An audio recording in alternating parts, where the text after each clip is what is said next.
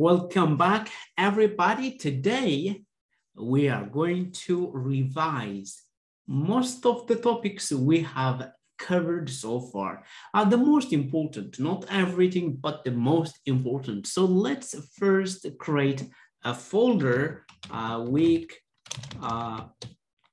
6, I don't know, but it doesn't matter anyway. Then I will create a Python file and I call it revision.py. I think this revision will help you to master the fundamentals. Yeah, so let's say what is fundamental of programming. Yeah,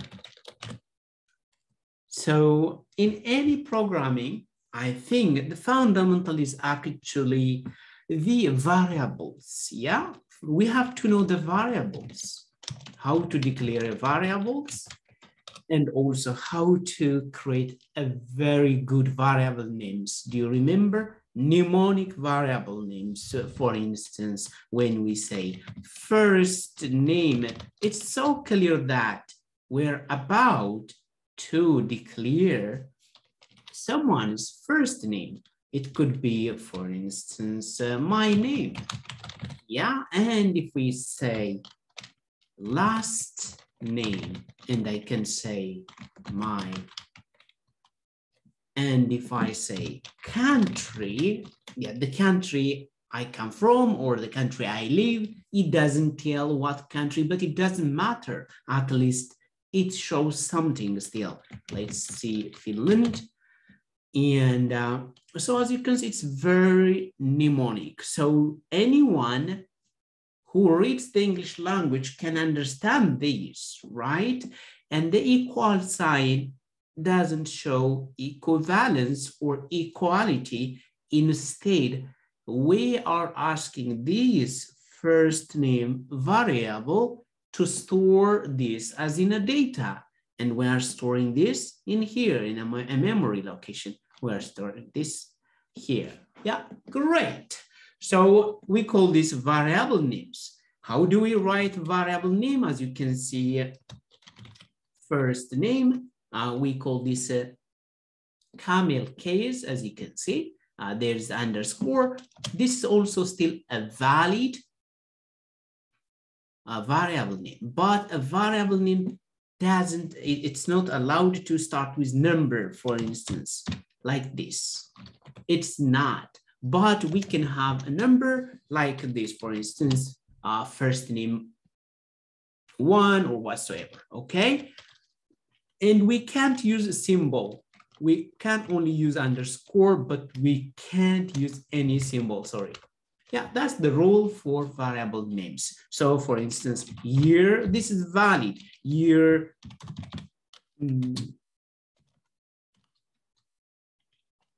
is a valid variable name. Or maybe current year. This is still a valid variable name. Yeah. This is also valid, but this will not be valid. It's not valid, this is not valid because it starts with number. So this is the minor difference you have to consider whenever you declare a variable. And then what it comes actually, this hash, we should know how to comment. Comment in a programming language. This is a single line comment. A single line comment. Why we need comment in our code? Okay, we have different reason. One is to make our code readable by ourselves or someone else.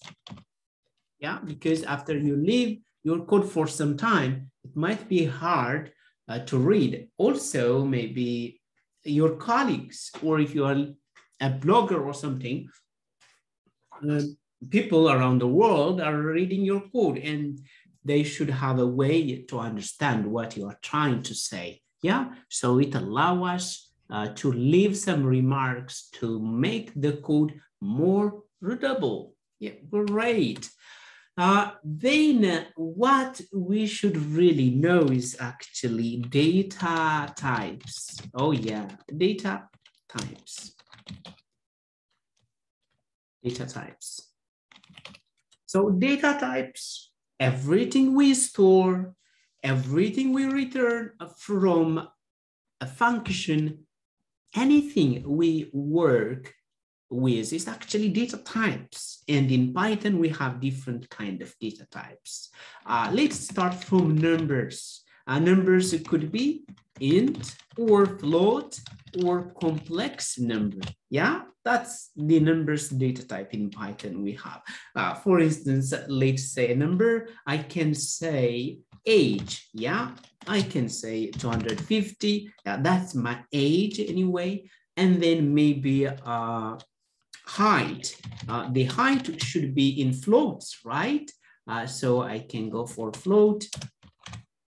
Maybe I think I am about 1.73 centimeter. Yes, very short, that's okay. A complex number. Yeah, let's just complex number. Sometimes you may need it in electricity, in some circuit calculation, or in some mathematical calculation anyway, yeah? So let's store complex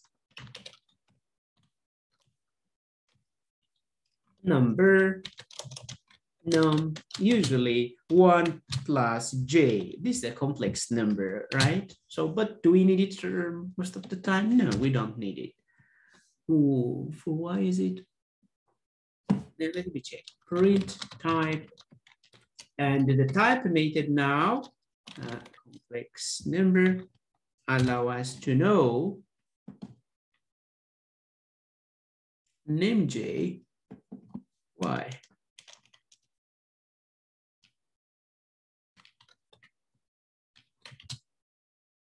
Really? How?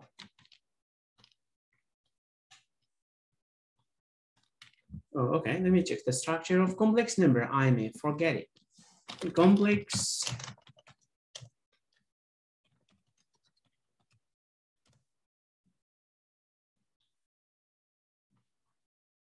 yeah, with some, okay, is it I? 1 plus I. Okay, let's try. So maybe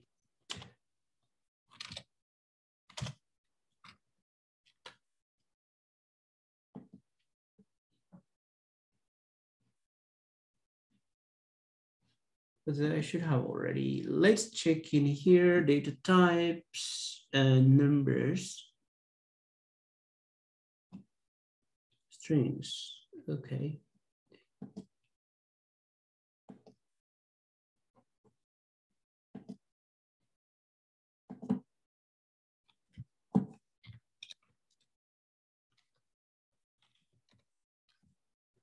One plus 1j, okay, that's good.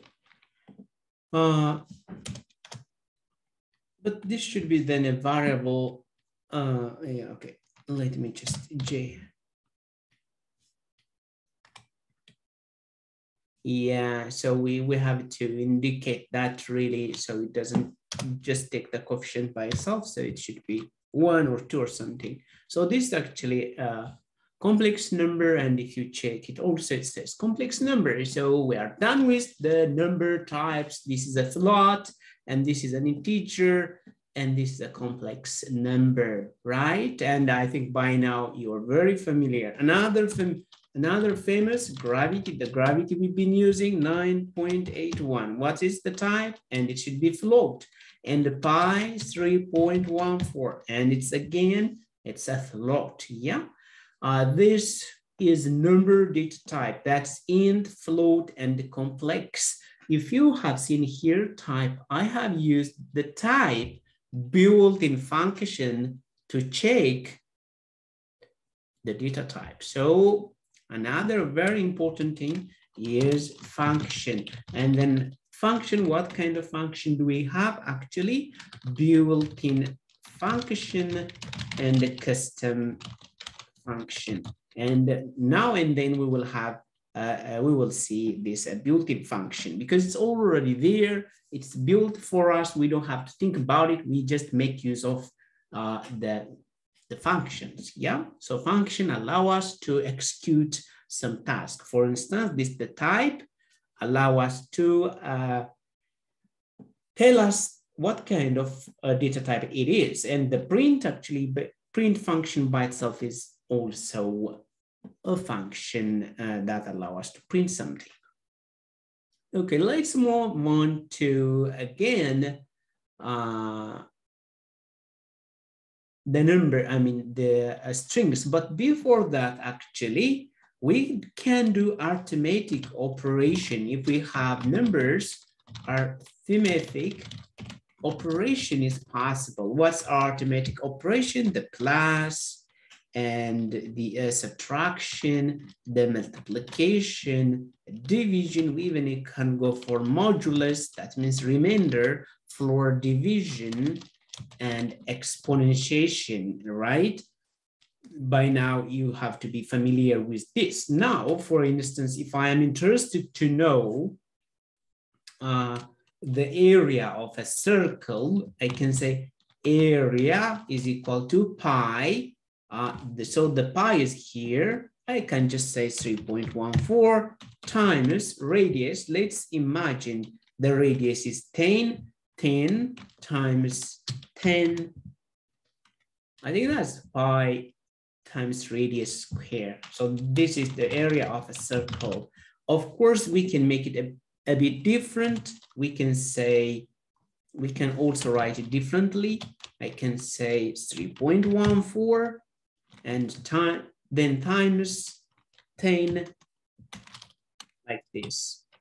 So this means 10 to the power of 2, right? And even we can write it differently because we have pi here already. Then maybe another or better way also to write it, pi. And maybe it's better also to have the radius separately, 10. And then I can say radius, and this is the square, the area of a circle. How about if we are interested to find the weight of a person, an object? Weight is equal to mass times gravity. Yeah, it's just a physical, just a formula. So the mass, for instance, the mass of the body, let's say mass of a person is 75 kilogram. And then actually we can say the weight is going to be, yeah, it's already calculated here. Print weight. Yeah, the mass comes from here, 75, and the gravity comes from 9.81. And there might be some number over here, as you can see. This is in Newton. So now we are doing arithmetics, but the arithmetics anyway, you may have like A is equal to 3 and B is equal to 4. So print A plus B, and as you can see, this is addition, and print A minus B, and print A multiplied by B, print A divided by B. So we call this operands. Yeah, 2 operands, A and B, and then print A floor division B, print modulus. Let's make from 4. I think it's better. 4 modulus. No, B modulus A. And then I think the last would be B the power of A. So I think you are expecting from here 7. You are expecting from this -1. I'm expecting from this 12. I'm expecting from this 0.75. I'm expecting floor division, I think it's going to be 0. because when you divide 3 by 4, it will not be divisible, so it will be 0, yeah? Then B, that means 4 divided by 3, I think the remainder is going to be 1, yeah? And B, the power of A, that means 4 the power of 3, it's going to be 64, 4 times 4 times 4, right? So let's see. Yeah, as you can see, 7 minus 1, 12, 0.5, yeah, 0, the floor division 1, 1 is, so when is that? That's the modulus, and 64. And sometimes when you do something like this, you don't see where it's coming from. So you may say the sum is something like that. So this is like act as a label, you know? So it will be easy for you. The difference will be the difference and the product, something like that. Product of A and B, whatever, and the division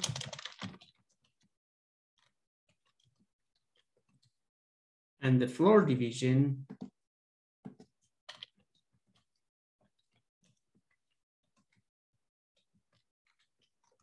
and the floor division and the remainder and the exponential.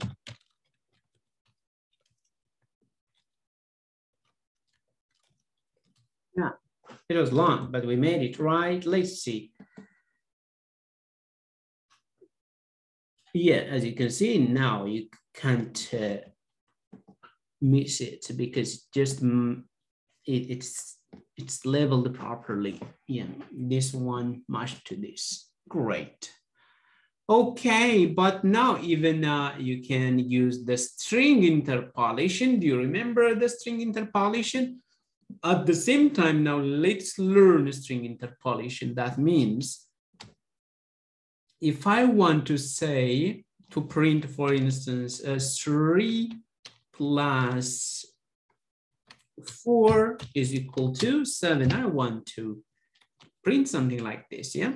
If you want, of course, instead I can say this. Maybe if you say print the sum of, and then you can say class stir A class and class, and again the sum of 3 and 4 stir and B class is, then we have to have C A plus B, that means 7 is, we have to have, and then we can have again here stir C. Let me show you this. It's not a very productive way of concatenating. The sum of 3 and 4 is 7, as you can see, but this is really not good. Okay, let me show you a better way. Print, and then you can say F, and then the sum of, and then you can say just like this is the sum of this and this is. Okay. Now, as you can see, I can just inject the value here, A, and then here, B, and then here even I can do calculation, A plus B, why not?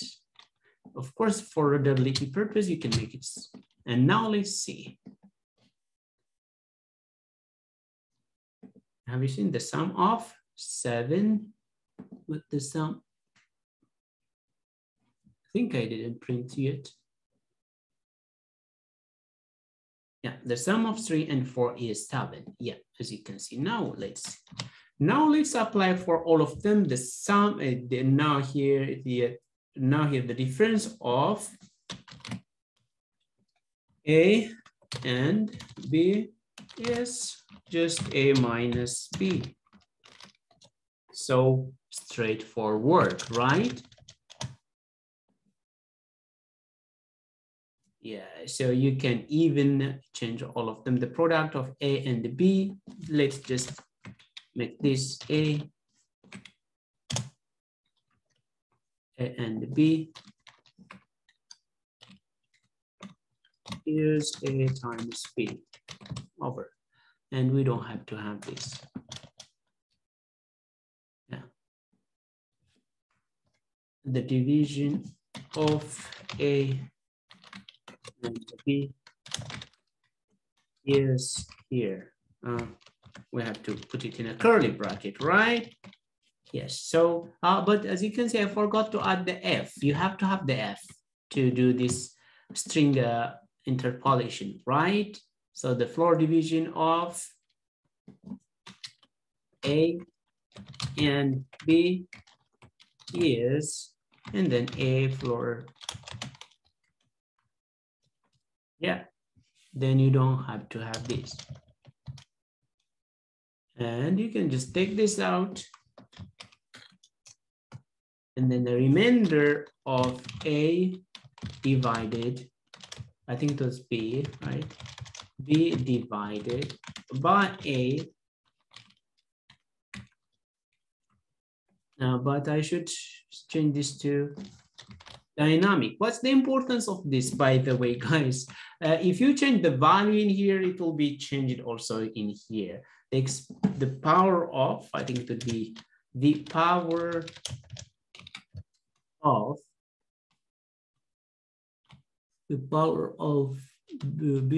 I think, the power of A is, then we can say, great, we don't need this. Now this will be like a mission, okay? What the reason why, as you can see, we forgot to apply this, the F, and we did see it. Yeah, now if you change, for instance, this to whatever, for instance, 4, and I want this 9, and I want this to be 5, and even I don't need this, and this is also very lazy way of writing. And let's see. Yeah, so it just work. Yeah, so this is the arithmetic operation. We are done with the arithmetic operation. At the same time, we saw string concatenation. This is actually one of the string concatenation, the best one and the most used. I love this, but there's also other. For instance, you can do string in another. For instance, you may say print. You can say dot format AB. Yeah, so then you may have this A. Let's see this last. Have you seen now? So you have, for instance, if I have also here A plus B, and I can say here plus, and I can say equal to, yeah. Now, as you may say, yeah, let's make it friendly, space in between. Yeah. Yeah, so you can also use this, the format. Oh, is that, so we can actually rearrange the order if we want this to be the, I mean, if we want this to be, I can say this 2, 1, and of course this 3. So now we rearrange actually, I think it starts from 0. So I have to say that this should be a 0. And this should be 1, and this should be 2. Yeah, have you seen? We can rearrange the value. You don't have to. I think another good example, maybe I can say print. If you have something format, and if you have, say, melon. And if you have somewhere water. So now if you see this, so I want to create a word, watermelon. So if I do this, it will be, as you can see, melon, water, but so I have to make this one 1 because then this one should be 0. Now I think the order would be watermelon. Yeah, so we can also reorder. Of course, you can write just this as in first water and then melon, and you don't have to worry about the reordering, and you just leave it like this. Great. But I think since we have learned the different kind of string interpolation before, and also you can refer it from 30 days of Python, okay? We don't have to exhaustively spend the time on string interpolation. Yeah, great. And other thing is, I think since I was talking about this, the built-in function, remember, there are quite lots of built-in function. We have used already the print, yeah? The print actually takes unlimited number of arguments. Yes, hello, yeah? World, 2021, whatsoever. And we have learned how to also create a function that take unlimited number of parameters. But now, actually, this is the print functions. And then recently we used type. Yeah, type is to know the data type of a function. And then we will see soon length actually. We see also input to get input data, and round to round, I mean, to get the approximate or the rounding of a number. Yeah, we will use different methods, I mean, functions, built-in functions. In the meantime, let's see string. How do we create a string? Actually, when we declare a variable, actually, we wrote a text, someone's name, and this is a string, and this is a string. To declare a string, it should be in a single or double quote, right? And the length of it could be a letter A, or it could be a sentence. Yeah, I don't know if Lorem Ipsum is working here. Let me try Lorem. Yeah, it could be as long as a sentence, paragraph, or a page. Okay, how long is, yeah, a string? That is. And now, for instance, if I want to know the length of this, okay, len L, it should be 1 because I have only one character, right? Yes, so 1. How about the length of this? Print len sentence.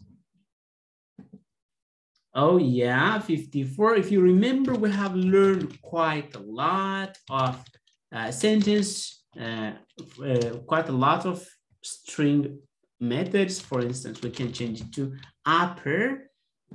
So we can change everything to uppercase, print sentence to lowercase, everything to lower. Yeah, as you can see, and the title case, print sentence, and then to title. So title case actually change everything. This every word will be uppercase. I mean, the beginning letter of every word. C uppercase, B uppercase, and let's see. As you can see, every starting letter is, and swap case, print sentence dot swap case. This is crazy. I have never seen any use case for this, but let's see. It could be, that means it's like, if it's lower, it will be upper. If it's upper, it will be lower. As you can see, I was uppercase, Now it's lowercase. T was lowercase, now it's uppercase. That is the swap case actually. Now let's use also print sentence if it starts with something. Is it starting with love, this sentence? Okay, I think for me, it's not starting with love. It starts with the I or it. Yeah, false. How about if I change it to lowercase it? It's then how about like this? Now it should be true. It gives me a Boolean. Yeah, it starts with, how about if I add space? It should be true because up to here, it starts with that. Yeah. And we can do the same like this, ends with. Ends with. And what's the last? Yeah, does it end with E? Of course, yes. Does it end with the letter page? I mean, the word page? Yes. Yeah, that's how it works. And we can also split this actually into words and print sentence, split. And then if you write, for instance, like this without adding anything, it will be splitted into words. Yeah. It's so nice now, as you can see, but it would be nice cleaning first the all the punctuation. So if you remember, we have learned replace, print sentence dot replace. I have a punctuation for the time being, this one, and then I can replace the comma with nothing. Yeah, and after that I want to split. As you can see, this is a clean, it seems it's not actually. It's not. Why still we captured this? Oh yeah, do you know why, guys? Because even though we remove it, we didn't change this. So after that, let's rename this, yeah? First, I'm modifying this and then storing the clean version in the same. You can use different variable name, but it's okay. Now, yeah, it's clean. Great. Now we have a list. This is the list, right? Great. Oh, okay. So, yeah, this is some of the basic methods of string, but actually, for instance, let me just write a language. What's the language we are learning? Python. So we can also have access actually each value by index. So if I say print language, and if I say 0, I'm accessing actually Python P, the first letter. Yeah, as you can see, it's P. How about print language and then 1? I'm expecting Y. Yeah. Yeah, great. And print language -1. And as you can see, we can also use the negative indexing, and -1 refers to this one. We can -1, -2, -3. But if we are going through this direction to the left direction, 0, 1, 2. Yeah, I think you are very familiar with that. And we can also use the split and language.split. If we split this, actually it will be changed to list of letters. Oh, yeah, no, it doesn't. It will be a list of letters if we use actually a list, and then you can say language, and now you can change it to list of letters. Great. Sometimes if you are interested to change list of letters, you do something like this. Great. And can we loop through the for, you know, right? Looping. So it's now for loop L in language, can we print L? Let's try. As you can see, I can also print all the, because this string acts like a list, as in a sequence, it's a sequence. Okay, great. If we saw already strings, now let's talk about Booleans.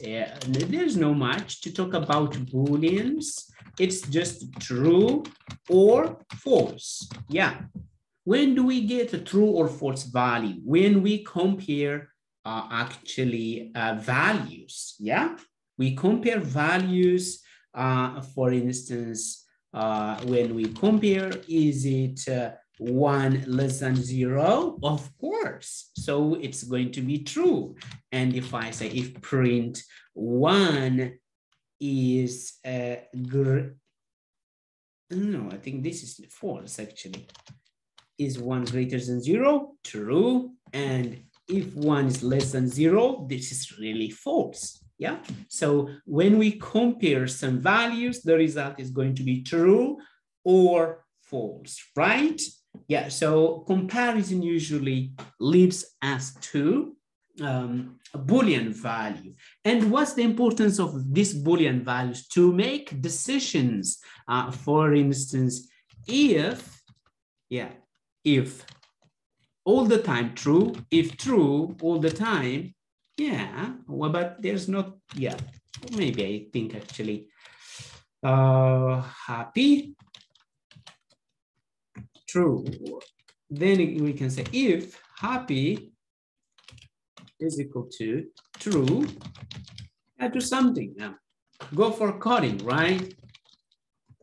Open VS Code and write some Python script. No, I'm just kidding, guys. Just doesn't matter if you're happy or not. Just open your VS Code and just write your Python script anyway. So as you can see, happy, yeah, but we don't have to compare this. And if happy, then we do this.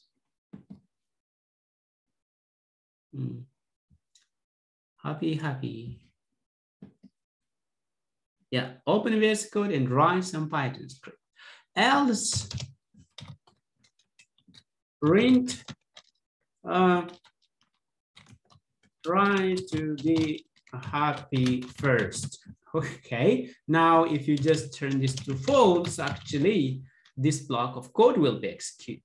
Yeah, let's try to be happy first. But I think a better way of let's do A is equal to 5.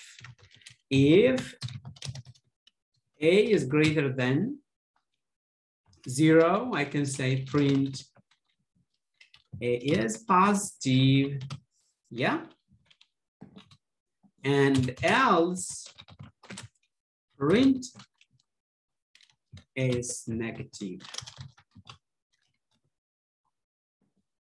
Let's see. A, what's the value of A here? 5. 5 is greater than 0. That's true. So it's going to be positive, definitely positive. But how about if this is 0? A is negative. Now it's not. So we need additional condition. If A is equal to 0, then print A is 0. And of course, we have to be sure that also if A is less than 0, print A is negative. Else, no one knows. Not a number. So this comparison now, as you can see, this comparison allow us to do some conclusion or decision to make some. A is 0, yeah. How about minus 10? Let's see. A is negative. Now instead of saying A, we can actually use string interpolation, and I can say like this and inject like this, right? I love injecting data. So, because it's very dynamic, whenever you change the value of the data, you also see the result. Like it's not a fixed or static data. As you can see, -10 is a negative number. Oh yeah, so a very good statement is 0 is number. Yeah. Great, lots of people are coming now. So as you can see, so this Boolean is very important. What data type are we going to see? So far we have seen numbers, we have seen Booleans, we have seen strings, and let's talk about, oh yeah, lists. Lists are very, very important data types in Python. Do you love lists? For instance, you can say nums, and you may say 1, 2, 3, 4. And you can see list of numbers. Actually, list got many methods. We can append, we can pop, we can extend, and yeah, it goes. I don't remember everything by heart now. So how do we access it? We can access actually the value of the item in the list, nums. And if I say 0, I am accessing the first value and it should be 1, right? And if I want to access the second nums, and then it should be with index 1. Let's see. I think this should be clear for you. And also we can use negative indexing, print nums, and -1 refers to this value, right? And let's see, great. And this related to list, sometimes we can create a very cheap list data. Do you remember the range? The range is really great. And if I put actually 4, it creates a value between 0 and 3, integer value, guys, integer, okay? So let me show you by printing this. Hey, print this.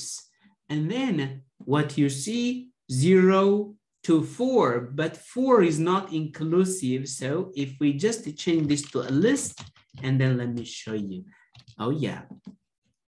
Oh, 0, 1, 2, 3, 4. Nice. You know, writing by yourself, creating by yourself would be, now, for instance, if I want to create this up to 100, let's see. Oh, yeah. Now, it's so beautiful. But actually, this is so beautiful that it's up to you.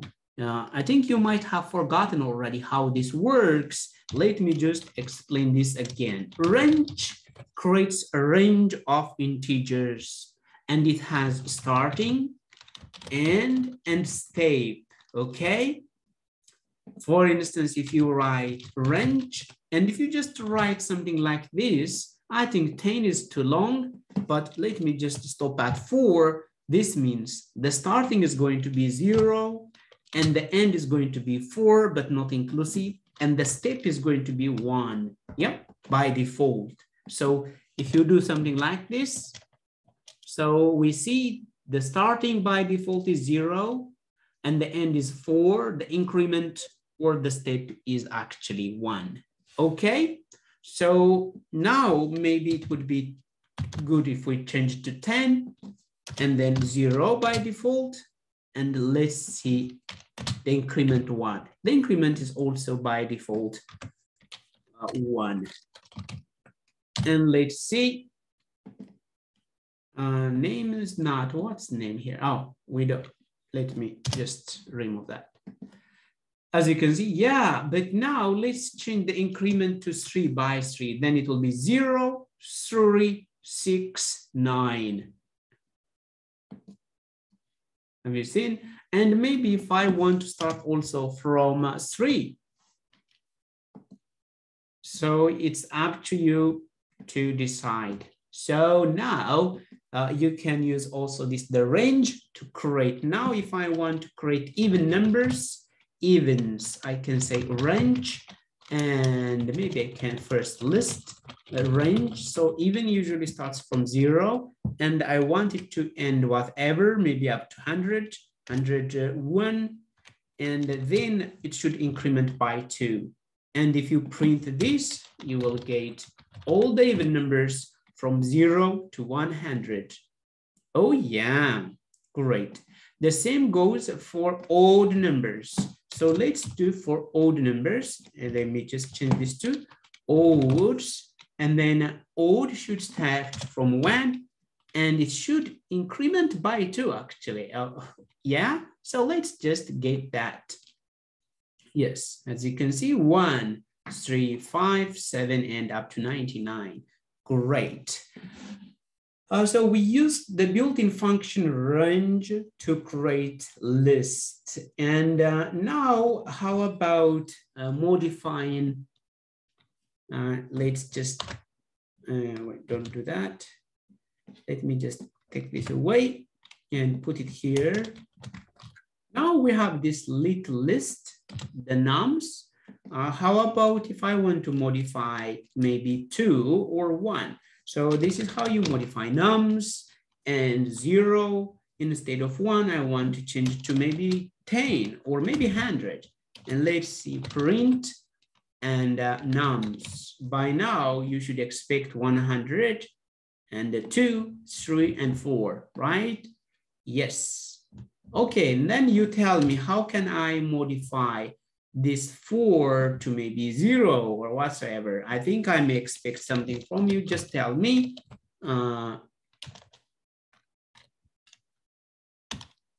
Yeah, tell me, how do I modify that?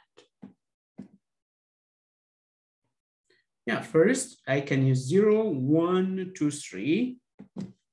And then value, some value, maybe 40 or 400 or maybe whatever number you want, yeah? So you may say modified, even it could be string. So if you run it now, you may see, because we didn't print after that, print nums. And as you can see, we modified it. Oh, great. Then how about removing items? We can use this pop. If we want to remove item from this side, we can use pop. Yeah. So maybe let's just stop this modification. And if I say nums and then pop, and if you do this now, by now 4 has been removed. So let's see nums.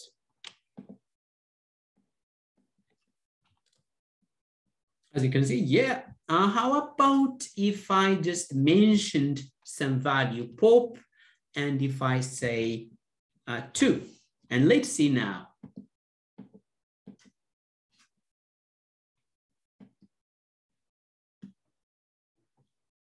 Oh yeah, no, it should be 2.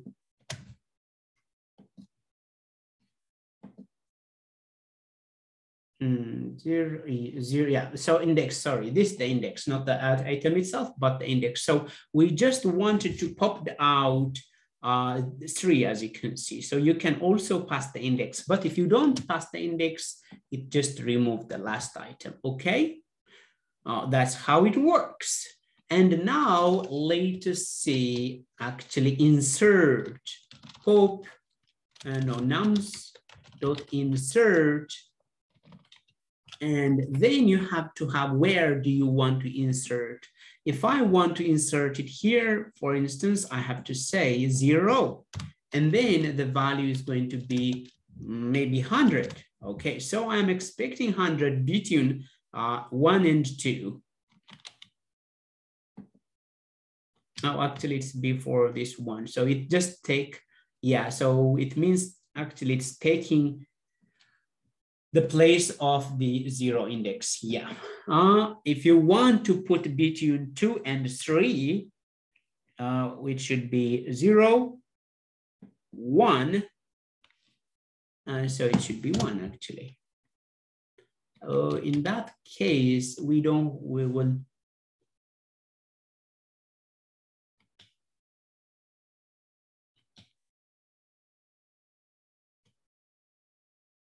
No, it should be 0, 1, 2. Let's try this. Yeah, it's, as you can see, 1, 2, and in between that, we have this. So we want to see the 100 at the 2 index, 0, 1, 2. So we just managed to insert that value. Yeah. Then how about if we want to actually append many items? This is how we do actually, nums, and then extend, you can say 4, 6, 7, 8, 9, 10. So this allows us to just append quite a lot of items at once. As you can see, we managed to. Yeah, these are the common, so this, did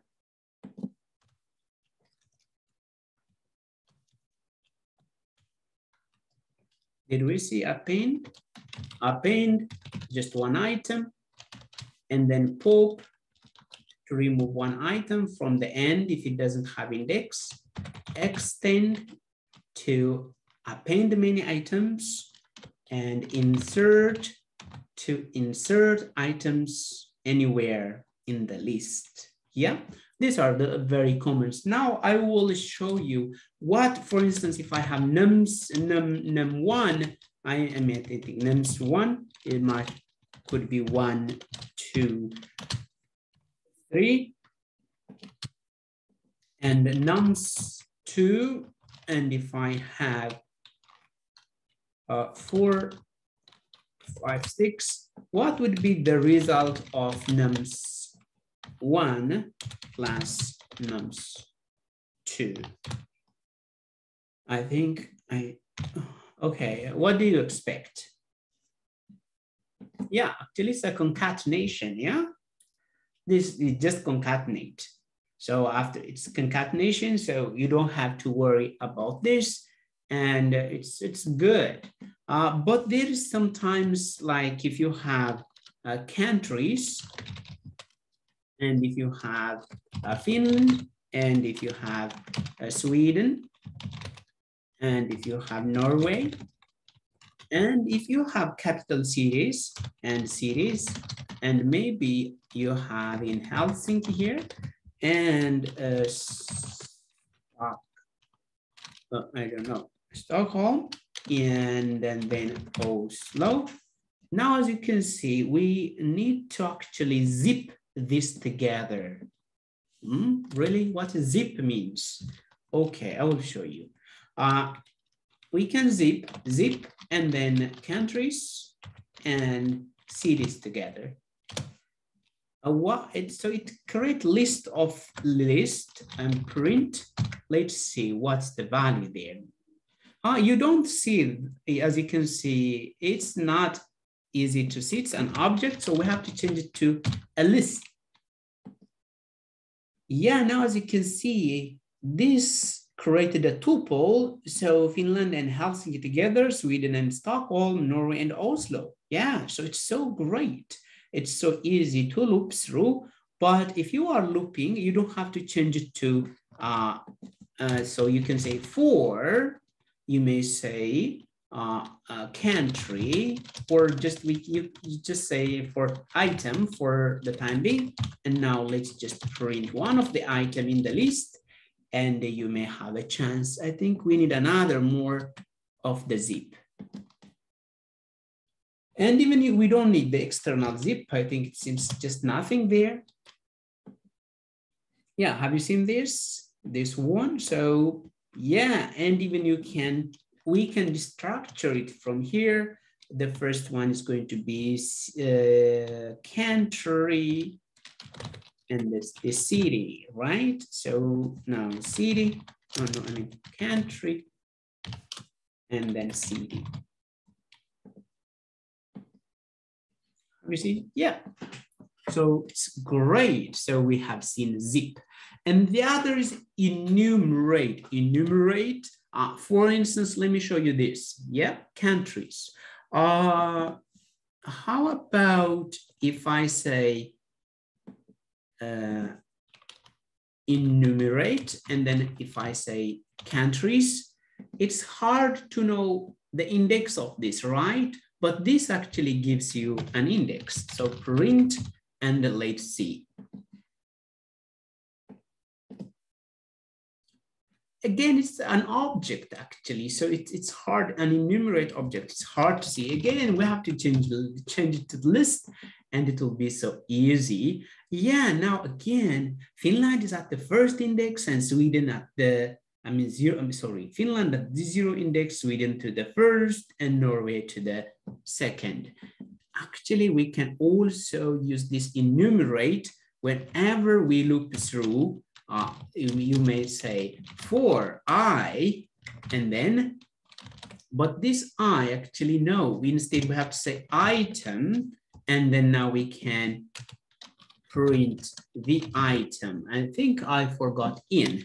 So now if you see, yeah, 0 and the country. So this item actually got 2 values. The first is the index and the second is actually the country. Now let's do the unpacking. If you remember, I is the index and the second item is actually the country.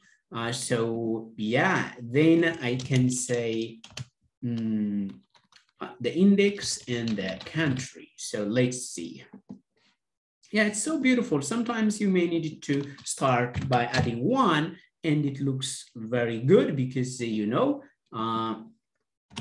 let's just, oh no, I think just F and then F. I'm now thinking in JavaScript.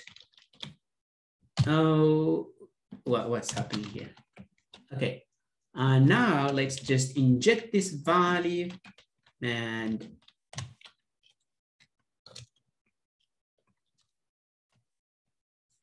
just to make it look like just an English text. So we can do something like this. As you can see, Finland, and then, yeah, Finland, Sweden, Norway. So we made use of this, the index to do some formatting. Yeah, it's powerful, right? So I think we have finished also the list part. And then what's next actually? Tuples. Yeah, tuples. Tuples, set, and dictionary. But it will take too much time to go step by step for every data types. But what's the difference between tuples and list? They share quite a lot of similarity. The difference is actually we can't modify tuples. Tuple is immutable. Yeah, we can access it by index and we can loop through, but we can't modify it. Once if you create it, it's created. And then what is set? Set, it's not an order, but tuple and list are ordered. Set is not an order. For instance, if you say for a new set, country set, maybe none. And set off in range, maybe let me create 10. So actually I'm creating now here.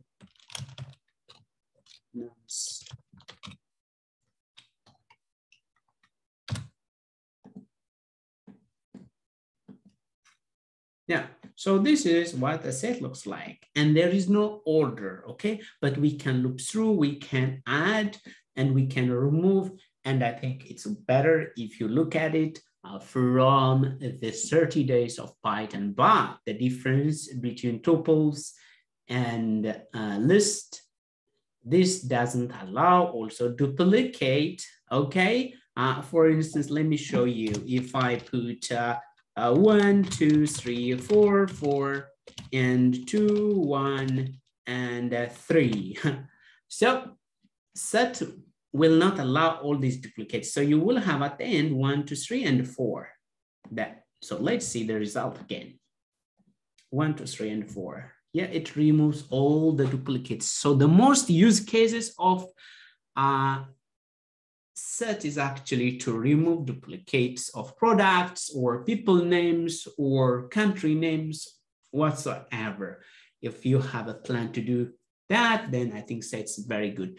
And the tuple, whenever you don't have a plan to mutate or modify your data, then I think tuples is good. Dictionary, whenever you have, for instance, dictionary, let's create a dictionary of something, yeah? Finnish to English dictionary, yes, let's do that.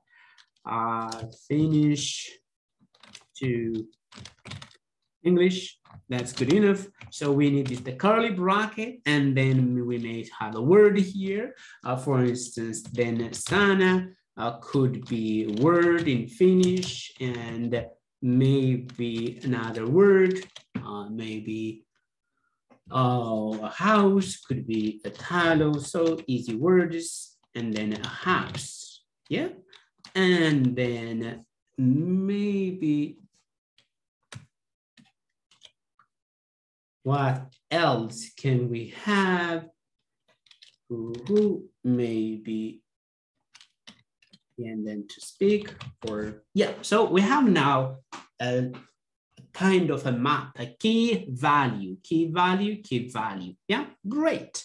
So the reason why we call it dictionary, it's not only meant to just create such a kind of a language-to-language dictionary. Actually, it's very useful to develop application, yeah? So from Finn to now, if we want to know what is word what is Finn to English dictionary, we go and then check what is sana, right? And then we should get a word, right? Actually, it's a word, great. And then print again Finn to English. And then if we say, hey, what's talo in English? And then talo in English is house.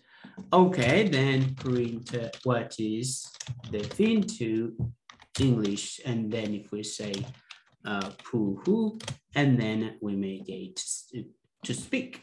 Oh yeah, great. But it would be more than that. For instance, a person's information, person, and there might be a person's first name, and for instance, my name, as you can see, and then last name, and then it could be my last name or your last name, I think, and then the country, and the country. We wrote this example 100 times. So I think this should be now like hammered in the brain, and you will remember forever. Age and 250, and skills. Yeah, okay, let's do that.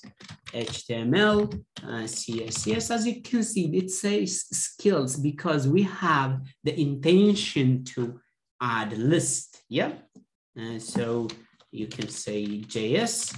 And now let's start, is married, is this person married? Let's check, and yeah, true, yes, true. What else? Oh, maybe we are interested to know the address of this person. As you can see, even we can write another dictionary. Okay, then address a city, maybe Helsinki, or then street address, a street name, and yes, space street, and zip code, and zip code, you can give 0200 whatsoever. Who cares about this number? No one, but I think it doesn't like that format. Yeah, so as you can see, this is a proper dictionary. Can we look through? Yes, actually, 4 items in the dictionary, and then you can say print item. Then what you get actually is the key. All the keys. What's wrong? Skills is not defined. Skills. What's wrong?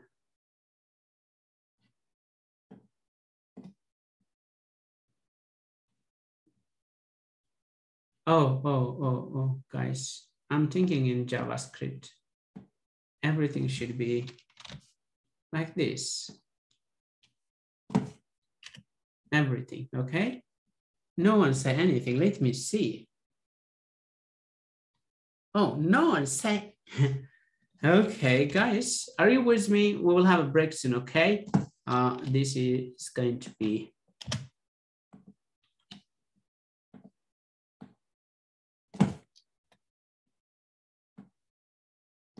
yeah. So some things are so similar with other languages. So in that case, it's very common to make such kind of a mistake. Yeah. Oh yeah. So let's now try again. And by now it should work.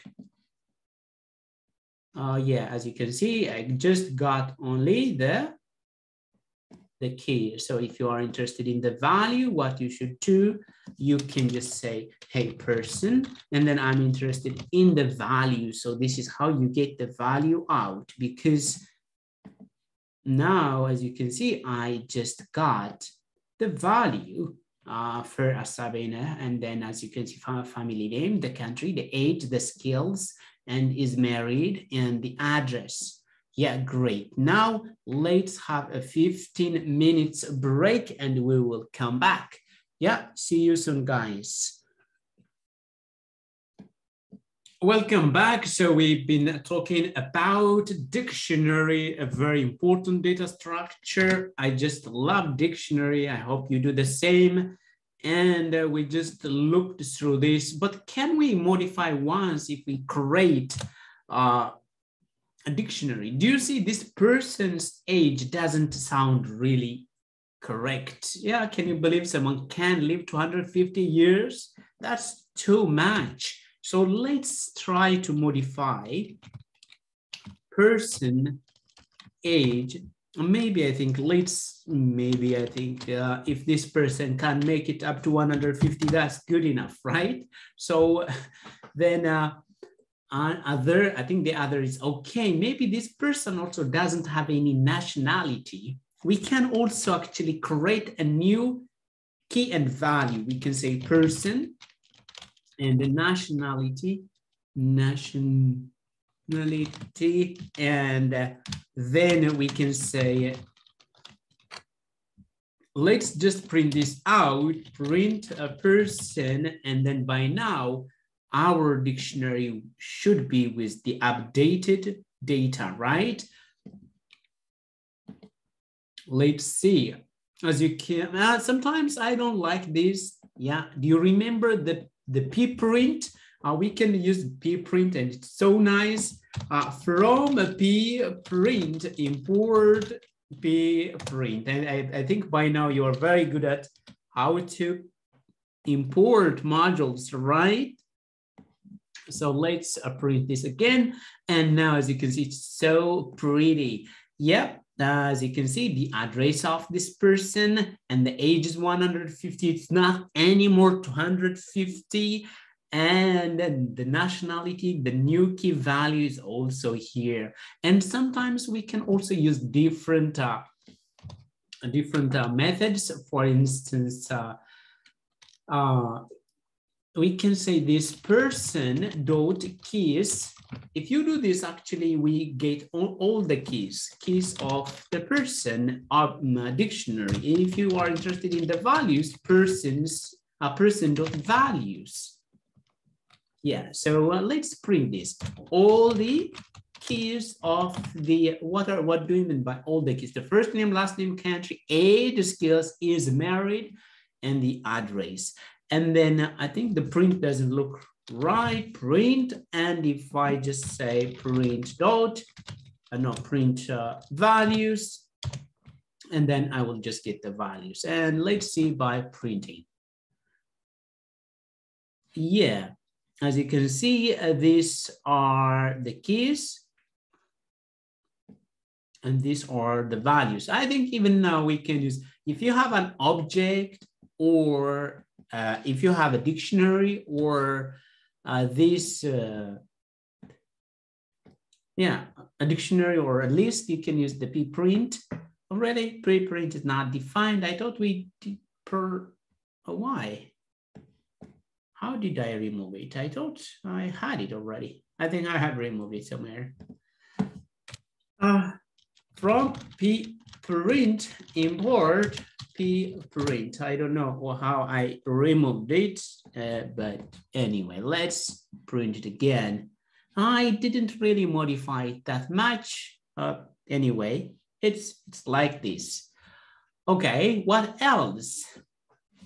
One of the other is also person.items. We can change it to items. If you see this, let me show you. Maybe we can also store it as in items. Items, and then you can just put it like that. So we will have a tuple that have keys and values. Yeah, as you can see, key and value. And it's also easy to loop through for item in items, and then you can print one of the item and you will have a tuple, by the way. Have you seen a tuple everywhere? So then I can actually say like this, if I am interested, underscore, and then the value, and then if I will talk about that underscore, but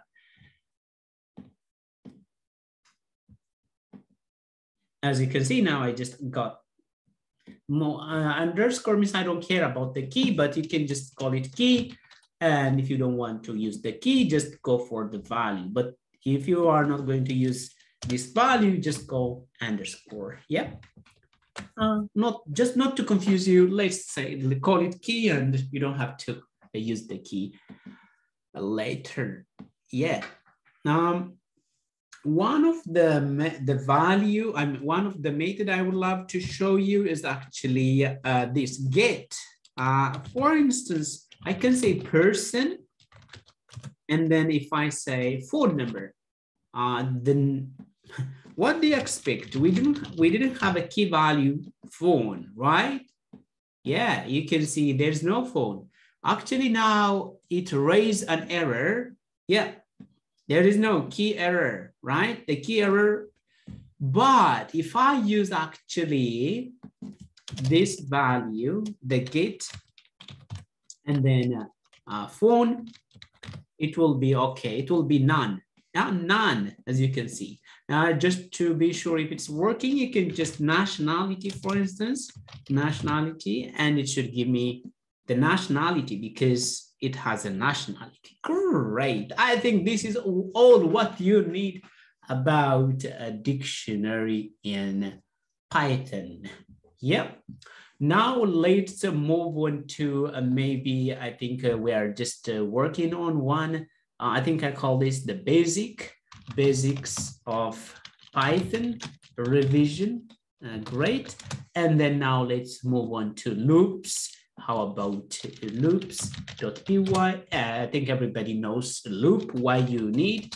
Most of the time, you know, the things we do are very repetitive. So we need a loop. For instance, if I ask you to send 100 messages to people, the same message, or if I ask you to print hello world 1,000 times, hello world, just hello world, 1,000 times, it will be very boring. But if you know how to do that in a for loop, it would be so easy. So you need for I in range, maybe let's make it to 10 times, you know, and you need this via a colon, and we have to indent this.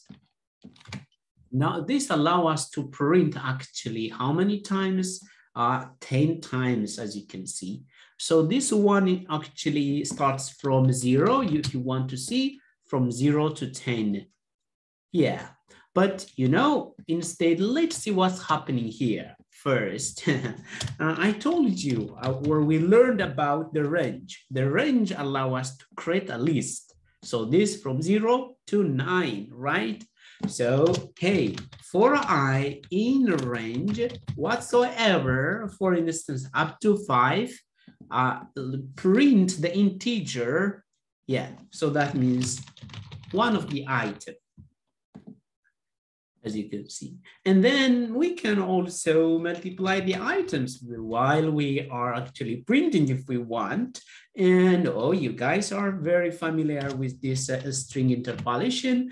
And even you can do I times, again, I is equal to some kind of just fancy output if you, and let's close it. Why is this F?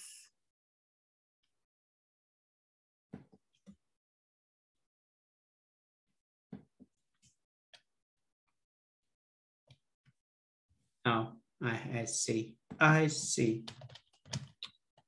That's strange, right? And let's close it here. And now you may see something pretty, right? 0 by 0, 1, 1 by 1. Yeah, do we have to, if you want, for instance, maybe you can start from 10 to 100, right? And if you want to just print out only the even numbers, you can do this, right? Yeah, as you can see. And then I'm like starting from 10 by 10, 12 by 12, 14 by 14, but what's the need to do that? We can just do something like this. This is from 0 to 99, but if you put this from 0 to 1, yeah, this is a piece of cake for Python, so let's run it, yeah? As you can see, yeah. So this is a for loop. Can we do the same with a while loop? Yeah, why not? So let's comment this out. Why? I told Control Shift, yeah. Let's do this with while, but we have to start from I is equal to 0, while I is less than or equal to 100 or 101, something like this. And then we can print I think I can just take this value here. And every time we have to increment I plus I, right? There should be an increment. Yeah, this is the code we need. Yeah, but because it's quite a lot already. What am I doing here? It seems that it's not incrementing because why? I think we are end up with infinite loop. Yeah, have you seen? If you see something like this, that means it's an infinite loop. So you have to stop it, like Control Shift C. So we have to read our code again, yeah? So our starting point is actually 0. Great, that's our initialization. And while I is less than 101, so we have to do the increment, but why it's not incrementing? So it should be, yeah, by 1. It should be 1. The increment should be 1, not I itself, okay? That's the mistake we made. And another way, shorter way of writing this also, you just write something like this, but it should be 1, okay? Now let's write it again, and you get something like this, the same result. And this is loop. So initialization, condition, and increment. But in the case of for loop, actually we are iterating the list. This gives you a kind of a list, yeah? And if you have also a list of countries for I, or maybe for C in range of maybe, I think we have these countries all the time. Where do we have the countries list somewhere? Yeah, we can take it here. And maybe I can put it here for countries, and then you can just print C. Yeah, and at the same time, maybe if I'm interested to change it to uppercase, or maybe even if I am interested to slice uppercase, and then maybe if I am interested to slice the first 3 letter, let's see. As you can see, yeah, but it doesn't, since it doesn't include the last, I have to put it to, yeah, Finland, Finn, something like that. And if you want to create a list of lists, something like this, oh yeah, then even if we are interested in the length of the country, the length means the number of characters. Yeah, so maybe if you want to create a new list of country, maybe just new list, I can just create something like this. And instead of printing them out, actually, I can say new list and then append this value. Then by the end, if you just print the new list we created, it would be something like this, right? And now this might be actually take us to list comprehension, right? Yeah, so you guys like list comprehension, right? So list comprehension.py. Yeah, so let's say nums and you have 1, 2, 3, 4. And if I ask you, hey guys, I want you to create double of these numbers. That means 1 should be 2 and 2 should be 4 and 3, 6 and 4 going to be 8. If I ask you, I want you to create or map this to the something like this. Of course, there is a different way of doing that. For instance, you may say a new nums, and you can just create a new variable like that, and then you should loop through num, one of the num in nums or the items, and then actually new nums append every time by multiplying 2. Yeah, then the code you need to achieve that, and then print new nums. And if you see now, as you go, yeah, we got it, right? This is what we need. But I think list comprehension is much even better. We can say for num in the nums, and then we can just write the num here by after like this. And it's a very efficient way. Let's see if we get the same thing. Oh yeah, we got the same thing. So this is how list comprehension work.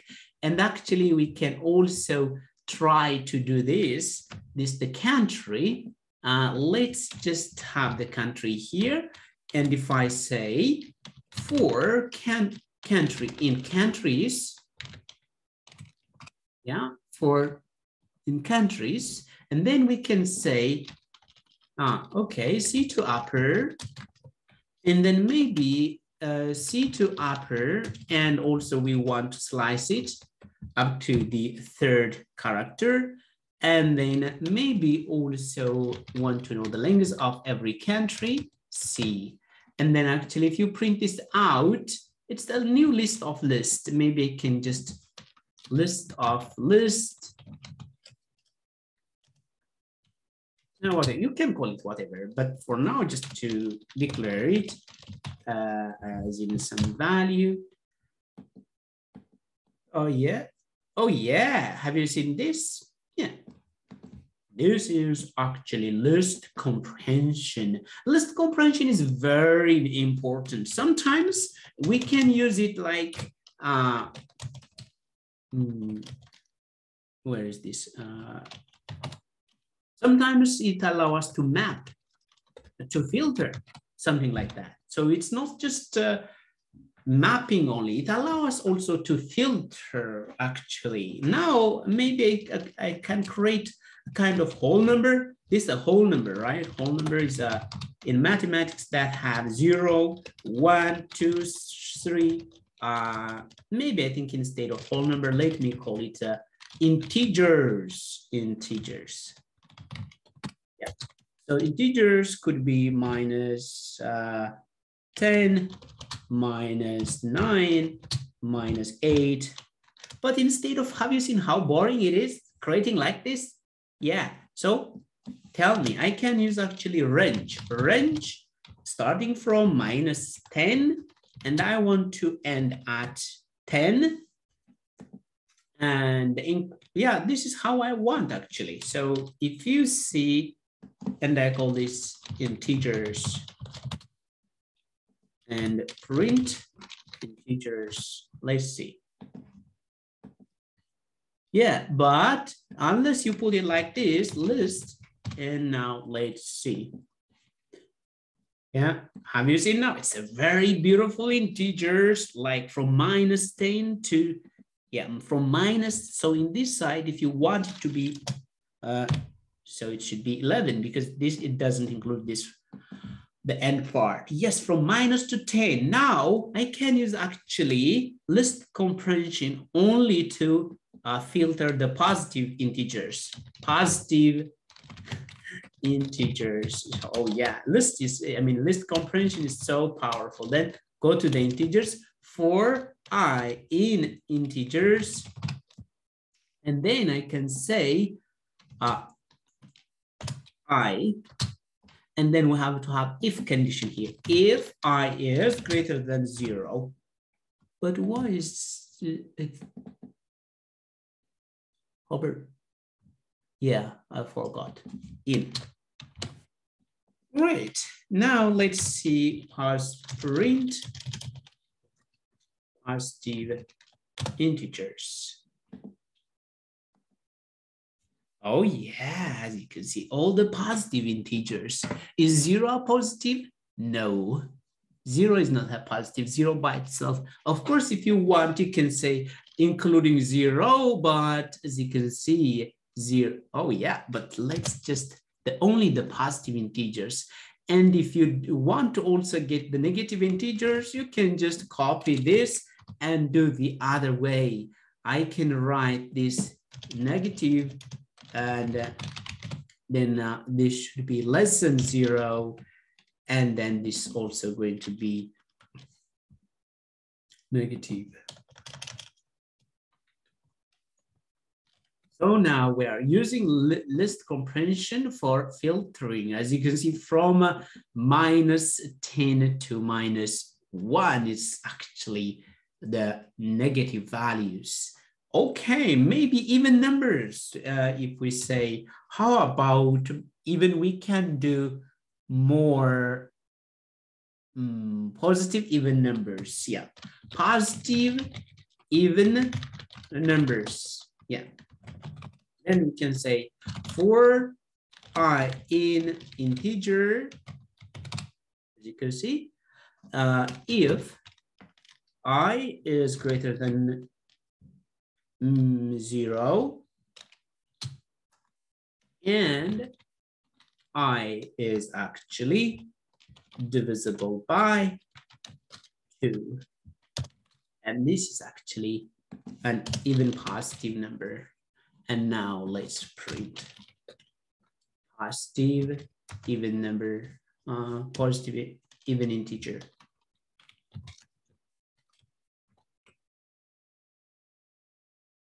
Positive even numbers. Yeah, it's okay. Positive even integer, but maybe just to align with this one.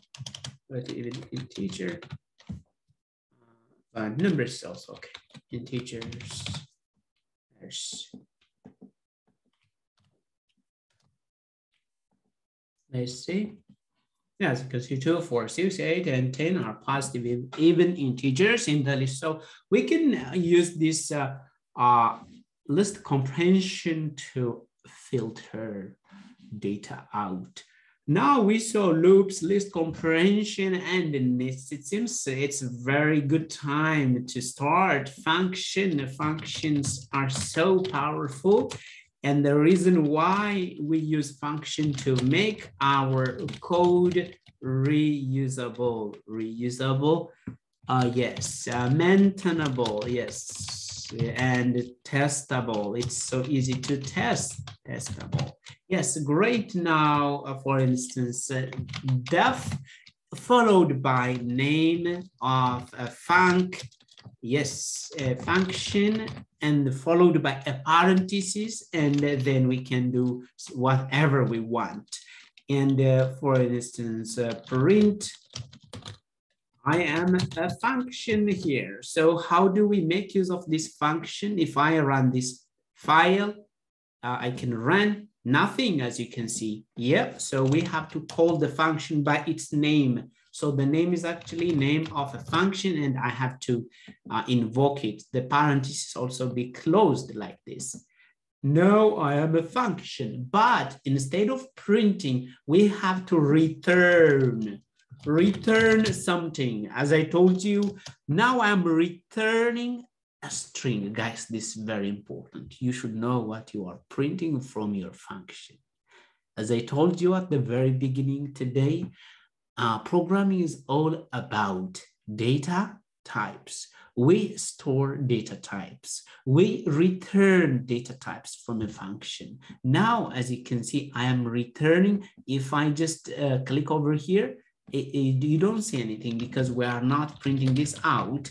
Now let's printing that, and then you see I am a function, and actually the type of data you are printing out is now a string. Can we return number? Yeah, why not? For instance, let's print this out. Yes, we are printing number. Returning. How about Boolean? True. Yes. As you can see, it's a true value, or maybe the value could be 2, is greater than 0. And yes, that's true. Can we return something, a tuple? By the way, if you say something like this, 10, 20, and 30, if you return something like this with a comma separation, I think the value you get is going to be a tuple. By nature, it will be a tuple. Let's see. Oh, have you seen that? Oh, yeah. So if you return something like that, it's a tuple, but you can also just put it like this. It's a tuple again. Okay, great. Can we return list? Yes, we can return list. For instance, 9.81. I love this number, 3.14. I love this number, 2.7, and 100, the boiling point of water. So let's see this as in a list. Yeah, some list. And then how about a dictionary? A dictionary could be a name, and the name is going to be John Doe. Oh yeah, so as you can see, you may say as in dictionary. Yeah. How about if you don't return anything like that? Then let's just say pass. And how does it? Oh yeah, none. Yes, this is something I want you to really focus or maybe remember. Yeah, if you don't return anything from a Python function, it's not every programming function, but only in Python, it's none. Okay, if it's in JavaScript, it's undefined. Oh yeah, great. So now let's change this to make square function, and it should take some parameter. Oh, parameter is like a placeholder. Okay, now I can just return n by n, or maybe just a fancy way of writing a square of something or a square of a number is like that. So I have to call it by name. Yeah, if I call you by name, you should say yes, right? And the same goes for this function. And if I just say, I should get 9, right? Oh yeah, it's 9. And of course, you can test it a couple of times. What's -3? And for -3 also, I'm expecting 9. And if it's maybe 10, I'm expecting 100. Oh yeah, great. Now we have created this function. How about def double a number or double number? Okay, So if you have n, this instead, it just multiply your number by 2. Yeah. And then if you have another for multiply, or maybe add 2 numbers. Add 2 numbers is a function that AB, then it returns A plus B. Yeah, so clean functions. Now we don't make use of this. Maybe we can use this in another function, in another file, right? So I have, how many functions do you see here, guys? I have a very silly question over here. How many functions do you see here? Okay, great, great, great. What's the data type this function is returning? Yes, great. It is int. Yeah, great. Now, for instance, if we have def calculate weight, calc weight, and then we may have this the mass and the gravity, and then actually we can return mass times gravity. So what do you think the value, what data type this the calc weight function is returning?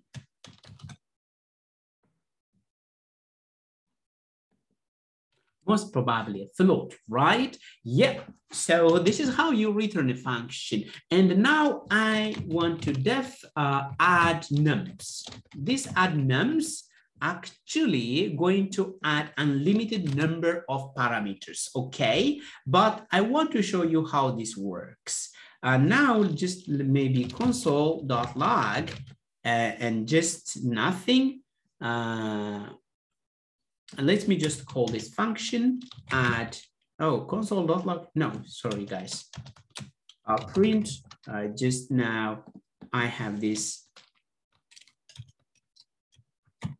numbers, and if I just put 1 and 2, 4, 5, whatever, I want to add all these numbers together, and there's no any way I can just have, if I say B, C, but you know, the user later may have quite many arguments here. How do I access that? There is this 1 star and followed by args. It's like argument, but this name could be any name.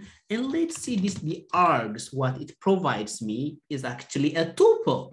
Nice. How about if I just make this also 10, and maybe 25, and maybe 30. And now let's see again. My tuple is increasing now and then. So I think if you have a tuple, you can say a total, and let's say 0, 4. I in args, then what you should do, total, and you can say plus the I now, and then we don't need this, and we can return the total, right? Oh yeah, now I think we have to print this out. Print total.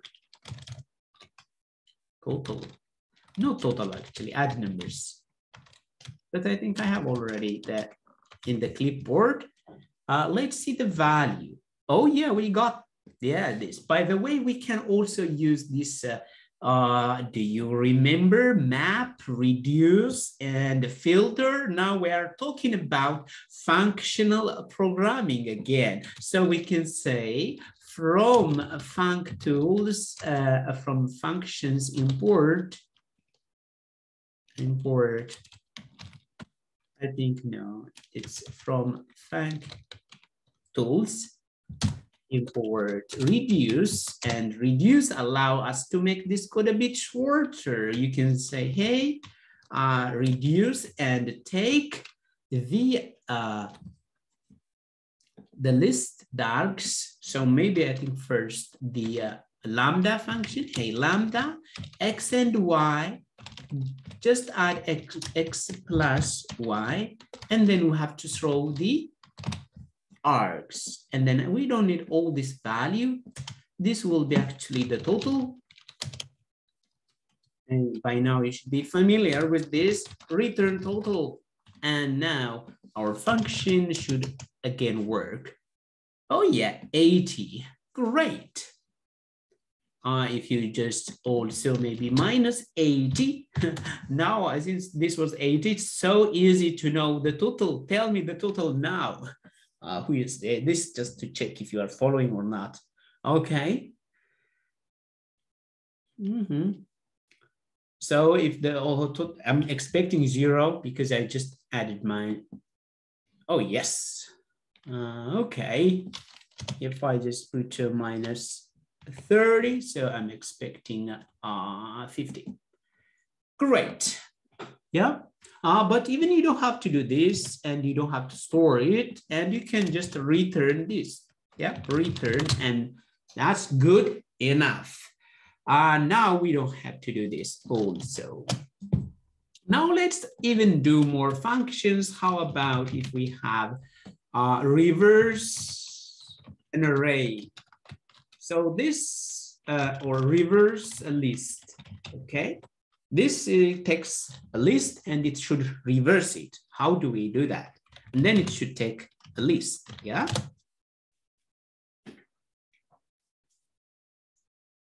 But there's already this function that reverses a list. But maybe if we want, maybe I think I can show you a different way. If you have nums, and if you have this 2, 1, 2, 3, 4, last time, if you remember, you managed to reverse this, and then if you do this, actually you will get a reverse of this number, and that's also okay. Yeah. That's also okay, but you can also do it in different way. And how about if I ask you, it's just a function that check if all the elements are actually string. Yeah.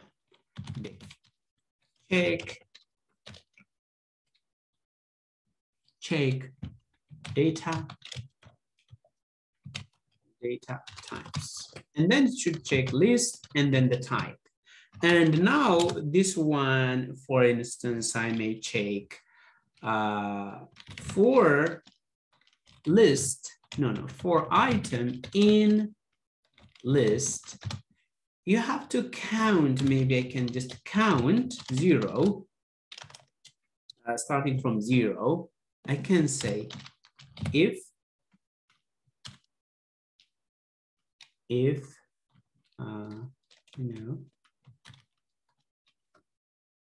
item, if type of the item is equal to type, and then actually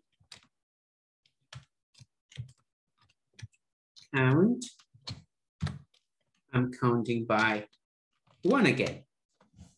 Okay, then what I should do, I compare total number, length, if count equal to the length of list, then I return true. Else, or just return false. I will explain this to you guys. What is this? Tell me why this not, oh, I'm using this too much. Okay, now check data type. Let me show you nums 1, 2, 3, 4. What's the data type of all the items here? Are they the same?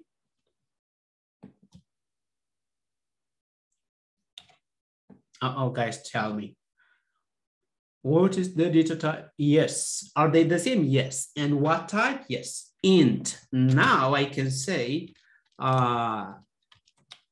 print check data type, and then I have to nums, and then if I say int, now let's see, I am expecting actually true. Stir object is not callable. Okay, I think my function got something wrong. Let's check line 27. Because as you can see, this type is even not a very good, because it's already a kind of also predefined, maybe I can call it T, but it's going to represent the type. It's confusing, okay? Oh yeah, false. Why is it false? For some reason, it shouldn't be false. It should be true because all the data are int and we are expecting int, but so we have to figure out. So how I did count for item in list, if type item is equal to this, yeah, int, maybe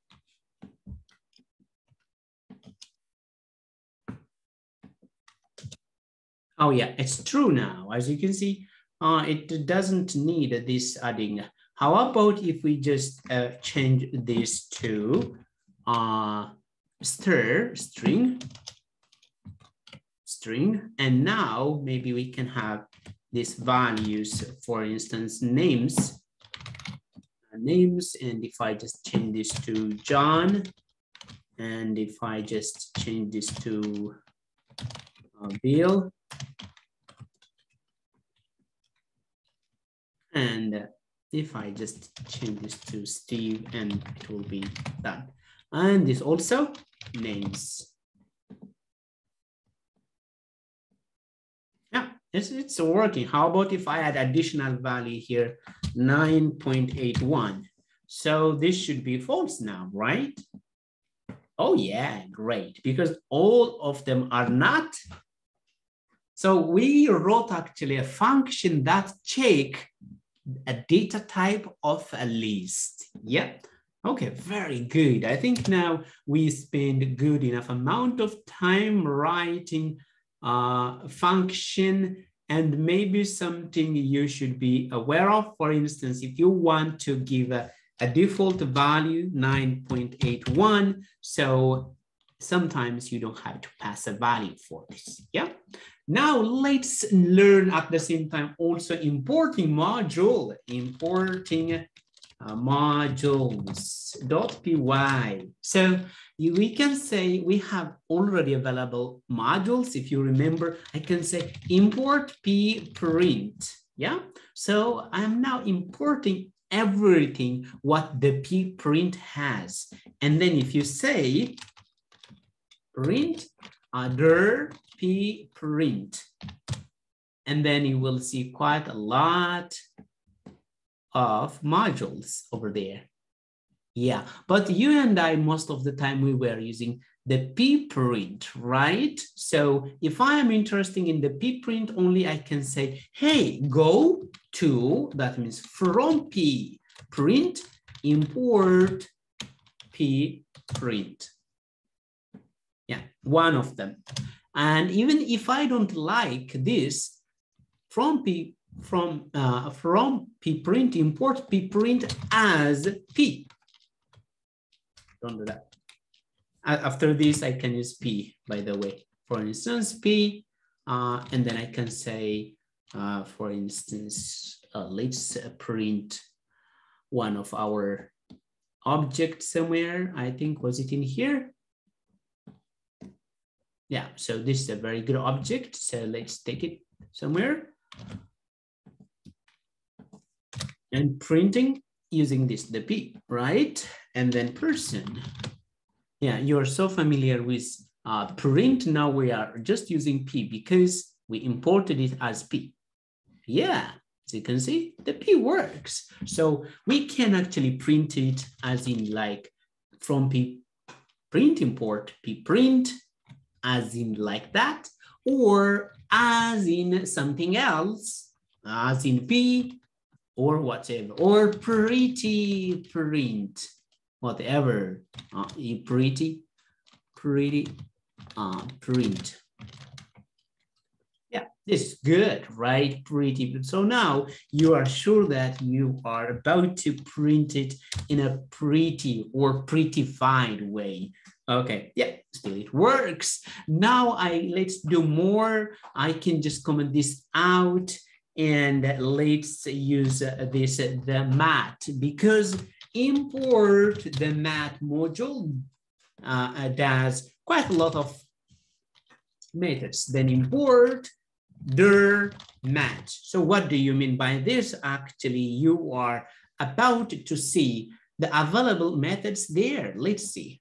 Oh yeah, this different. All the mathematical methods related to trigonometry, a logarithmic function, factorial, whatsoever you want. It's not actually very exhaustive, but most of the common. So how do we import these guys? Okay. For instance, it's so easy to do 2 times 2 times, I mean, this is square, right? 4, it gives you, but what's the square root of 2? Maybe it's easy. The square root of 9 is 3. The square root of 4 is 2, but the square root of 2 is actually 1.4. It's so hard to calculate. So let's import that.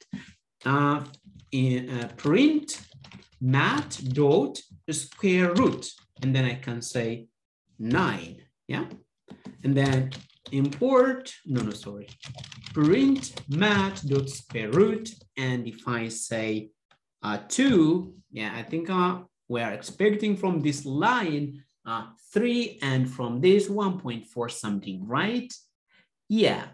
Oh, it's great. Maybe sometimes we can use also, for instance, if you want to do the square root of something, you can use 0.5. So 2 the power of 0.5 should give the same result, as you can see. Or maybe you can see print 2 the power of 9 the power of 9 the power of 0.5 should give the same, that's 3. Yeah, as you can see, it's giving me the same result. Okay, great.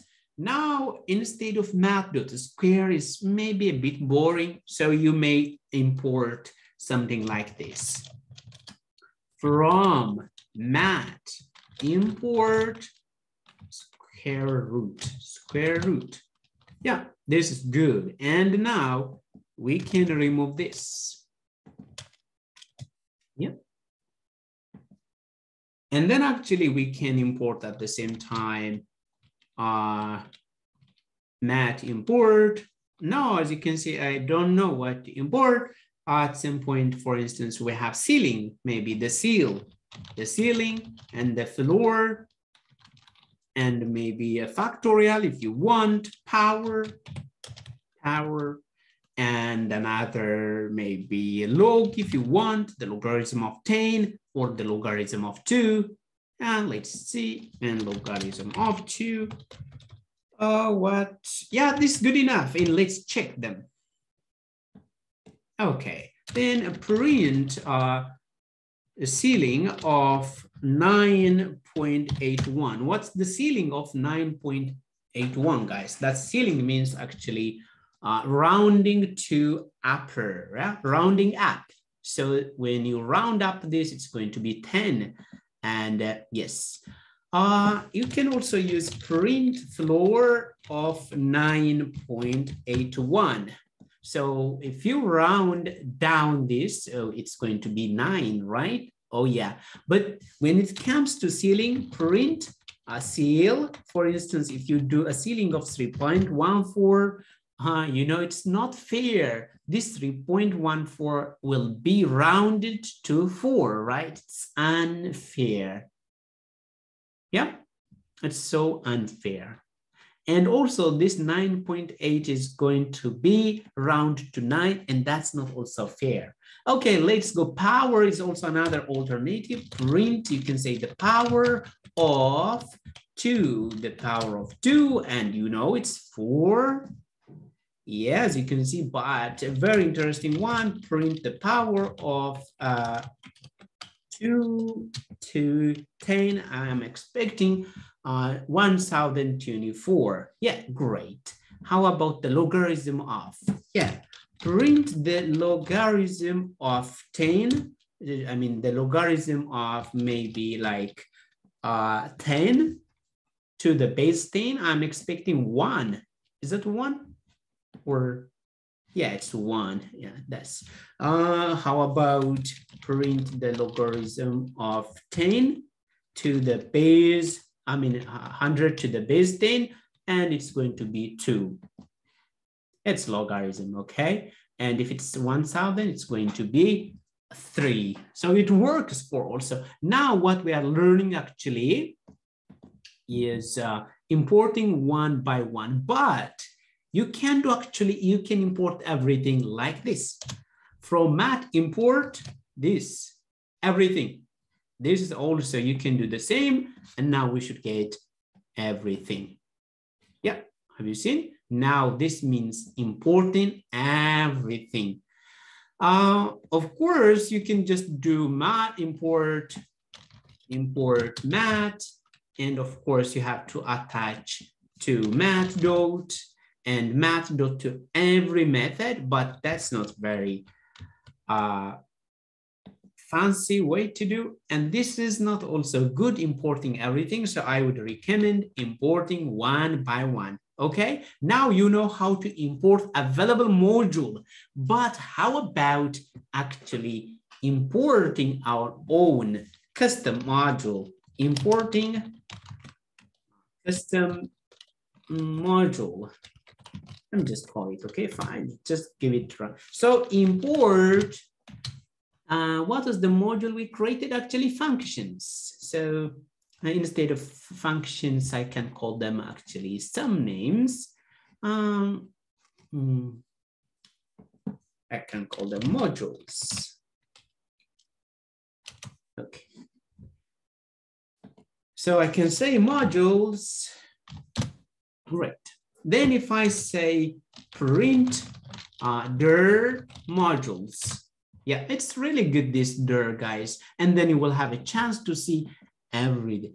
Are you familiar with this? Add numbers, add two numbers, calculate weight, check data types, double number, make square. And now we can import this, guys, and then import, no, I think it's already imported, but I think we can say modules dot add numbers. Add numbers actually takes 3, 4, 5, 6, 1, 2, 200, whatever. And it should do some calculation, right? Why it's not running? Yeah, it gave me this. And you can also import the others, but we can say instead from modules, import, add numbers, make square, calculate weight. Oh, what's the other? Add two numbers, whatever you can. So now we don't have to do this. And now maybe let's do, for instance, there was this check something, data type. For instance, if I say print, check data types, and if I just give it 1, 2, 3, and if I say these are stars, it should be false. Now let's check. That's false, but if I just told it's int, all are int. If I change one of this to a string, and it should be false. Great. Now you know how to import already available core modules like the math module, and also you know how to import custom module. It's not different from the core modules, okay? Yeah, so what shall we learn additional thing? I think the list, the higher order function is very important to learn. Let's just make that a bit. So higher order function.py, as I told you, higher order function means you have def, make the square, right? And then this is a very simple function. It just take one parameter and it just return the square. But how about if we just have a cube? Hey, make cube, and this make cube also takes one parameter and it returns in, yeah, this. But actually we can rewrite this differently. Instead, how about making the square first? Then we can have this callback, a function, hey, func. And then we have this number, so we can rewrite it differently, func, and then n times n. This is actually, so we are about, this is a callback function. This is a higher order function. The definition of higher order function, a function that take another function as in a parameter. So let's make use of this. Print, make cube, and then this function is a placeholder for actually make square. Then I can call it, hey, make square. Go there and do something. And let's see 2. So the cube of 2, I'm expecting 8, and I hope you do the same. 8. Oh yeah. So the cube of now, let's see, for 3, it's 27, and for 10, it's going to be 100. And let's see. Actually, for 10, it's not 100 because 10 by 10, 100 by 10, it's 1,000. Oh, yeah, great. So this is a higher order function. Another higher order function could be, for instance, a function that return another function. Okay, def add 10, or do add, maybe do something. This do something function, it takes a number, and now I am just returning another function, def add 10. And so as you can see, return n plus 10. So, and this function is returning the add 10. So as you can see, this function was not yet called. So if I make use of this function, print do something, and if I do this 5, you may see just a function itself. Because, yeah, it's just a function because it's not yet called. So I have to invoke it. I have to invoke it like this. Now I should get 15. Oh yeah. How about if it's 10? Then I should get 20. Yeah, so this is a higher order function. So the value we pass in here, we call it callback, but in this case, actually, we just return the function. Even we don't have to even return it like this. We can even no, don't do that. I can return it like this even. Why?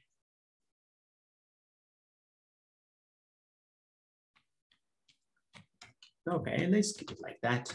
Yeah, the previous is more cleaner. Okay, good. So why we need to learn this? Because guys, we have learned the functional programming. So now let's go to the functional programming. Yeah. So what is that? The functional programming, if you remember, the map, the filter, and the reduce. And these guys usually need some callback. So if you remember, you have nums. Of course, you can modify this value 1, 2, 3, 4. And if I ask you to make a change in this to double or square like this, 1, maybe let's go for a double, 2, and then 4, 6, and 8, right? So you can go for list comprehension, but maybe now if I ask you to do it in using a map, so what we should do, we can say double, first def double num, and we have to have n, and then we should say return n times 2, right? Then I will use this function map. Hey map, go use this callback function, and it's going to be, the name is double name, and iterate through the nums. Yeah? And then let's see the value here. Of course, you will see an object, but you know, that's an object. Great. At least we have an object over here. So we have to change it to a list. And if you see the list, it will be actually, yeah, 2, 4, 6, 8. Great. Oh, yeah. Maybe if we want to make square, it could be also changed to make a square. And of course, you have to change this to also make square, and the way it works should be also change it to make square, and instead this is going to be 1, and it's 4 and 9, and it's going to be 16, right? Yes, let's try it again. Why it's not running? Yeah, 1, 4, 9, 16. Great. Now this is a higher order function that takes another function as in a parameter. So it's actually the same as here as I showed you.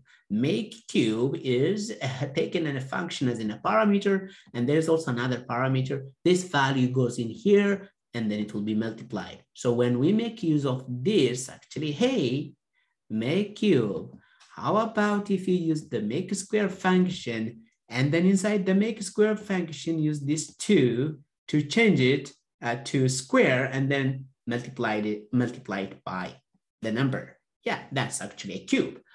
Okay. Oh, now where are we? So as you can see, we made this. How about if we need? But I think when it comes to this functional programming, we don't need to declare a function like this because we have this lambda function. Lambda is so powerful. Because, for instance, if you have x, you can change this x to the x squared, right? This means x squared. Or you can double it if you want. Or you can have a x, y, z, and you can sum all of them together or divide them together, whatever you want. Yeah.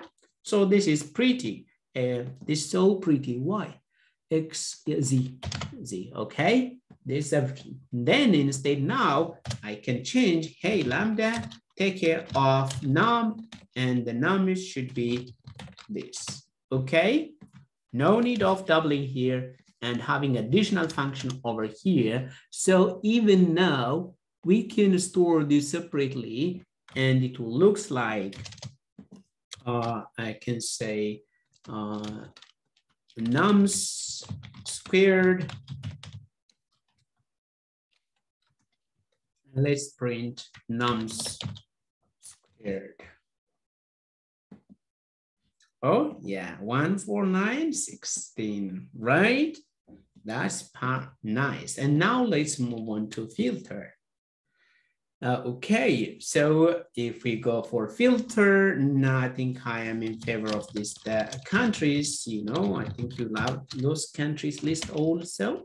Let's start from Finland, and and Sweden, and then Norway, and then okay, and Iceland, and that's all we need. Okay, now you know there are some countries with land, and let's filter that. Okay, so what you should do, filter, and then lambda, and one of the countries C, then see that, or maybe actually you say land in C, So this is good enough. This, and then we have to have the countries. And then we have to change this to actually a list. Countries. It should be written like this. Countries is land, and we can store it like this. And sorry for this. What? I can just modify everything at once. Countries.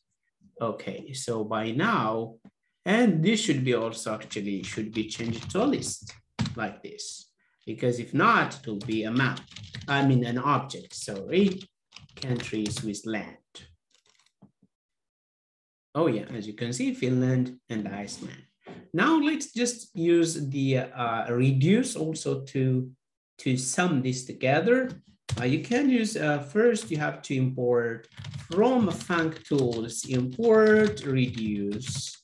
And you may say, hey, reduce lambda x and y, and just add all the items together from the nums. And then if we sum all this together, we get 1 and 2, 3, 3 and 3, 6, and 10 every, yeah, so you can keep it as in a total.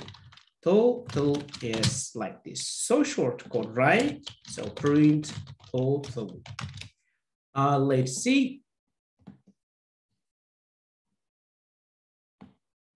Yeah, as you can see, it's 10. Great. Do you have any question, guys? Since the revision is fast,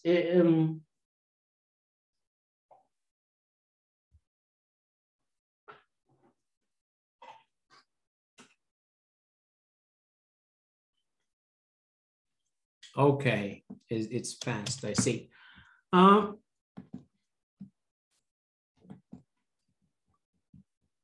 Let me see other topics that might be important. Okay, now let's fetch data from the countries API, and not the countries actually. Let me go to the advanced Python September group. Maybe I can just look for here. The cats API.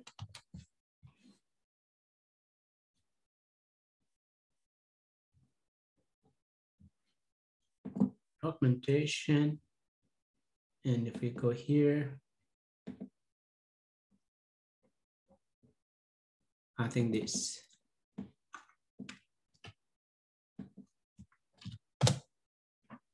Oh yeah, so